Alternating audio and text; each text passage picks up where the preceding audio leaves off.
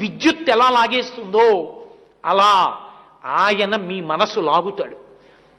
అందుకే అప్పటి వరకు అబ్బా ఏమిటోనండి అన్నవాళ్ళు అబ్బా ఎంత బాగున్నాడనే అంటారు.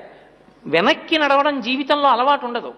తోసేస్తున్న గోవిందా గోవింద గోవిందా గోవింద అంటూ బయటికి వచ్చి కూడా ఇలా చూస్తుంటారు తొంగి. ఎలా ఉంది ఏం చెప్పనండి అంటాడంతే.